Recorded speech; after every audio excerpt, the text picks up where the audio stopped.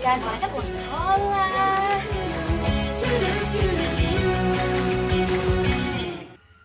Assalamualaikum. Waalaikumsalam. Oh, Mbak Iva. Mari silakan masuk, Mbak Iva. Iya. Silakan duduk, Mbak Iva. Iya. Gak apa, Mbak Iva. Apa ada yang mau disampaikan? Ngomong-ngomong kita sudah lama loh nggak ketemu. Nggih Bu, niki lho kula badhe curhat wis kedik-kedik mawon nggih. Wis enten sing kula kadhe kula curhat teng jenengan. Oh iya. Curhat masalah apa sih Mbak Iva? Koyoknya kok serius sekali. Barangkali nanti saya bisa membantu menyelesaikan masalah Mbak Iva. Niki lho Bu, kula badhe curhat wis nyetakaken napa sing kula kajenge omongaken tapi nggih. Jenengan enten waktu tapi akan repot turun enten ganggu jenengan. Gak apa-apa Mbak Iva. Memang hari ini pas saya lagi longgar. Masa perlu waktu banyak sih? Paling banter ya 1 jam 2 jam toh. Nggih mboten dangu-dangu Bu, bae akan njangking rasa repot asal nami wonten. Ya, wis siap saya siap mendengarkan cerita panjenengan hari ini. Nih, kita mau ngobrol. Jadi nggak banyak kan waktunya ya. Saya ada waktu 1 jam 2 jam nggak masalah. Nah, karena terus kita hari ini ketemu, ya kita memang harus ngobrol hari ini, ya kita sepakati deh waktunya ya Mbak Iva ya. 1 jam saya rasa cukup ya Mbak Iva ya. Cukup ya. Sampai nyantai Bu. Oke, lebih dari cukup, nanti nggak apa-apa, nanti barangkali nanti ada apa yang perlu disampaikan lagi, bisa ketemu lagi, bisa janjian lagi di minggu depan. Terus mulai aja, apa sih yang mau diceritakan? Saya kok kepo ya, selak penasaran. Nanti barangkali saya bisa menyelesaikan ya. Nggih. Nenten Bu, kula badhe cerita gede kan kula pun ada calon. Nah, pun pacaran dangu, lan niate calon kula sing laki niku pengen napa jenjang serius. Nah, tapi kula ten iki tasik bingung, tasik ya nopo ngonten. Nah, kula niku ya napa nggih.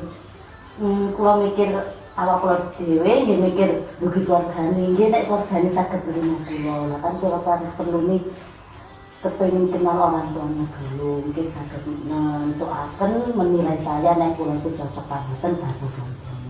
Lah kan kula mikir tasik pengangguran kan Bu, pengangguran pun mantuk di pondok pun asal 2 tahun tasik pengangguran dan enten pemasukan gitu dari enten pekerjaan sing ngerani kula padahal pun napa lamar ten pundi-pundi sing ya terus kula aduh ya napa wonten kan takut kok orang tua dia itu mboten terima kula soalnya kula tasik nenten. Lah kula niate mboten pengin terburu-buru untuk berjenjang serius soalnya kali kula kan tasik dari mapan nonton Bu.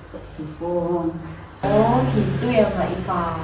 Jadi permasalahannya Mbak Iva itu nggak enak hati atau sungkan karena sebagai calon menantu kok yo belum punya pekerjaan. Padahal harapan nih calon itu kan ya mungkin menantunya lebih sukses atau menantunya itu setelah sekolah itu kerja dulu, lah mungkin seperti itu. Jadi wajar lah ada perasaan seperti itu ya Mbak Iva ya. Terus sejauh ini apakah Mbak Iva itu merasa seperti itu atau dari perasaan Mbak Iva sendiri atau sudah dapat informasi Mbak Iva dari misalnya nih dari calonnya sempat ngobrol tentang mamanya atau seperti apa, itu pernah dengar nggak? Iya Bu, bener. Napa sing kula rasakaken selama niki lho. Kan kula tas niki kan mampun ketemu karo Mas calon kula niku. Napa di tangga di cerita-cerita. Nyata si kata ibuke ngonten bilang nenten. Wis asik Mas, ngoten niku areke durung mapan mama ya cek aku ngonten. Terus malah niku aduh ya nopo iki masa iki berlanjut nah kayak nopo tak kula mundur tapi is menjalin silaturahmi kan enak sih ngono. Terus ngono. Jadi ku Terus ayo berjuang, aku tak nganu ibu, tak sekiranya ibu aku ngestoni pengen kali aku nonton. Terus itu tasik bingung biar posisi pekerjaan tasik dalam enten, kalau tasik pengangguran ibu mboten menjalani apa itu status pelajar perkuliahan tapi itu bingung. Aduh, ya napa nganter bisa, ya napa nganter bisa, ya napa nih. Takut ini orang mboten setuju terus mari noko wis kula dikan pun dawa pun semrat dikali napa dikali punya lagi nek sifate tiyane noko sing emat dadi nek kula dilek ya Mas noko. Ya. Jadi intinya itu Mbak Iva tidak hanya perasaan Mbak Iva ya, Mbak Iva sudah mengerti dari calon suami bahwasanya mamai itu rodok ragu Mbak Iva. Ya wis bener karena masalahnya Mbak Iva belum mapan gitu ya. Tapi ya bukan berarti saya memihak pada calon mertuaan sampean. Sakjane itu kekhawatiran gitu tuh pasti ada tentang orang tua ya. Apalagi tujuannya kan untuk kedepannya itu rumah tangga yang mapan, yang nyaman, terus ya bahagia, ya sejahtera. Nah, terus dari pihak misalnya dari pihak Mbak Iva itu ya dirasa kurang mateng, kemudian ya mungkin ada kekhawatiran. Jadi lumrah kalau calon mama yo, calon mertua itu rodok kurang setuju gitu wis lumrah gitu. Jadi tapi Mbak Iva tidak boleh berkecil hati. Intinya kan tetap berusaha. Terus saya salut ambek siapa tadi calonnya ya. Calonnya Mbak Iva itu berjuang tetap ingin mempertahankan cintanya. Tetap berusaha mengambil hati orang tuanya supaya sampai menjelang pernikahan tetap sampai merestui gitu ya. Tapi memang itu sesuatu yang sulit ya Mbak Eva ya, sesuatu yang sulit untuk diperjuangkan karena memang insya Allah tujuannya baik, nanti insya Allah ke depan ya baik. Amin. Dan saya Mbak Iva sangat merespon positif apa yang Mbak Iva sampaikan tadi. Memang sebagai calon pengantin itu ya wajar lah ada kekhawatiran seperti itu. Terus Mbak Iva nggak boleh memang ya harusnya seperti ini, harus mencari tempat yang nyaman untuk curhat, kemudian jangan sembarang curhat di tempat yang lain. Jadi kayak panjenengan curhat ke saya atau ngobrol atau sharing sama saya itu insya Allah saya bisa ibaratnya sharing terus memutuskan masalah bersama-sama gitu. Dan dari cerita Mbak Iva tadi itu dapat saya tanggapi, dapat saya simpulkan bahwasanya Mbak Iva itu mengalami kegalauan untuk menjelang pernikahan karena Mbak Iva merasa kurang mapan, kemudian orang tua atau calon mertua juga merasa Mbak Iva masih kurang, keluarganya seperti itu. Namun di sisi kegalauannya Mbak Iva ada semangat yang besar ya, dari calon suami untuk tetap memperjuangkan cinta Mbak Iva sama calon suami, harus tetap mendapatkan restu dari orang tua suami, gitu ya. Gimana Mbak Iva setelah kita ngobrol gini, apa perasaan Mbak Iva tambah plong, sudah nyaman gitu? Alhamdulillah Bu, sampun plong wis kurang niku nggak harus kita itu menjalin sama hubungan itu sama-sama ya sing mas calonnya, tapi sama korbannya juga itu penting banget dan penting buat saya. Iya, memang itu harus dipahami karena memang menyatukan keluarga itu ya sulit ya. Kalau menyatukan hati dan cinta mungkin sih gampang karena kita sama-sama cinta, tapi dengan keluarga itu ya untuk menyesuaikan yang keluarga besar itu untuk angel, jadi perlu sabar ya Mbak Iva ya. Nah, syukurlah Mbak Iva kalau Mbak Iva sudah merasa plong, nyaman, berarti tujuan kita ngobrol hari ini itu ada hasilnya. Terus kedepannya Mbak Iva bisa merencanakan apa yang kepingin Mbak Iva direncanakan ya.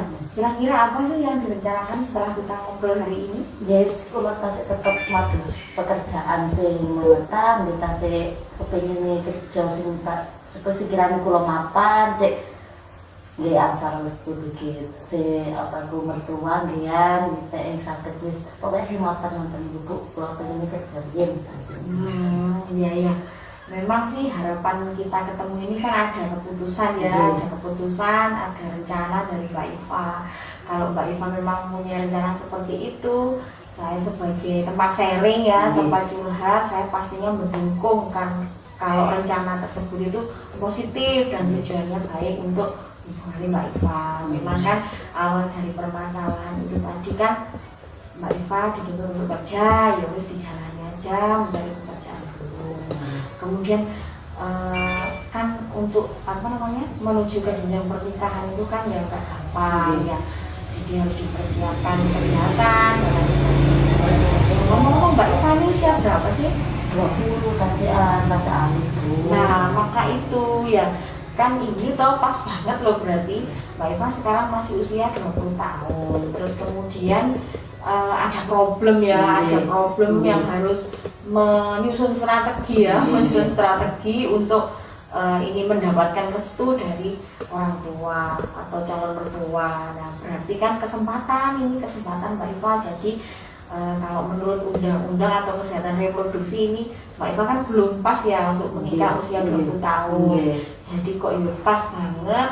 Jadi sekarang Mbak Iva itu menata karirnya dulu paling nggak 1 tahun, kemudian setelah itu pas usia 21 tahun kemudian baru menikah. Ya mudah-mudahan selama itu ada hikmahnya ya, umurnya pas 21 tahun, kemudian pas tepat keluarga dari calon juga sudah plong alias apa merestui seutuhnya.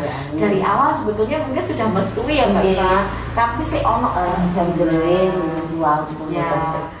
Nah terus sedikit sharing Mbak Iva ya, selain itu panjenengan kesini juga ada hikmahnya. Selain panjenengan ngerti permasalahan plong isok mengejar karir dulu, selain itu juga hikmahnya ada di menunda pernikahannya karena umur Mbak Iva masih 20 tahun. Nah karena usia muda nanti misalnya Mbak Iva itu sekarang menikah usia 20 tahun misalnya dilalai usia restui menikah, nah itu akan ditunda dulu untuk hamilnya. Nanti hamilnya untuk usia 21 tahun. Jadi Mbak Iva harus KB dulu. Lek males ya masuk pernikahan KB kan pengen langsung punya anak ya. Nah daripada KB dulu nanti mendingan nikahnya pas 21 tahun kemudian langsung hamil.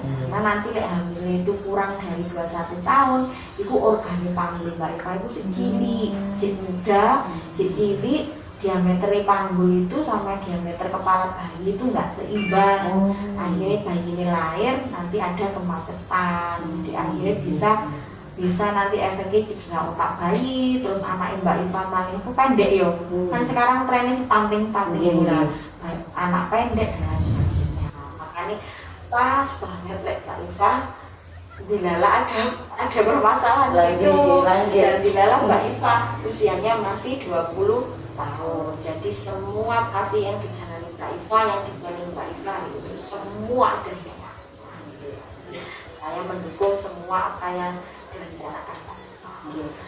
Terus nanti misalnya Mbak Iva sudah melaksanakan rencana Mbak Iva, terus nanti sudah dapat pekerjaan, terus misalnya nanti ketemu lagi pengen ngobrol apa sih kira-kira misalnya saya punya rencana gini tuh gimana menurut saya misalnya. Nah itu nanti bisa ngobrol lagi, kan janjian lagi minggu depan atau bulan depan, nanti bisa lewat telepon, bisa lewat WA dan lain sebagainya. Benar Ibu, ternyata berarti nenten iki damel kesempatan damel kula lah napa kok saged kerja riyen, nerusaken karir riyen, cek mapan, cek asal sedih.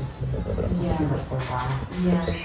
Ojo sedih Mbak Iva. Nggih boten. Sampeyan kelihatane ya tertawa tapi wajah mripate air mata wis mau keluar ya, sedih tetap harus semangat ya, harus semangat ya. Terus nanti misalnya Mbak Iva mau telepon enggak apa-apa ya.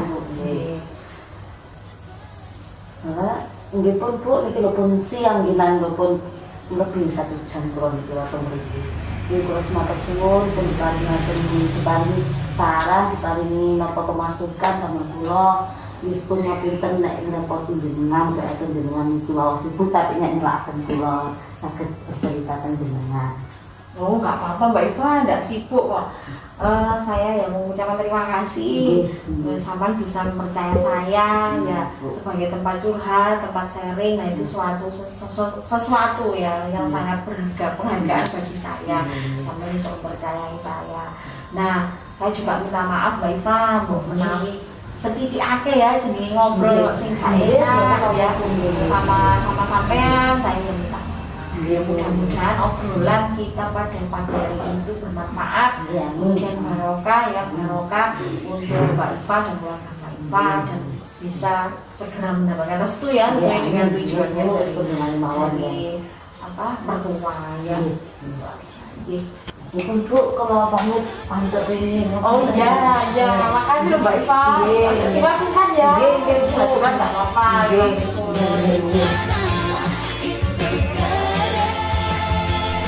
Berencana itu keren.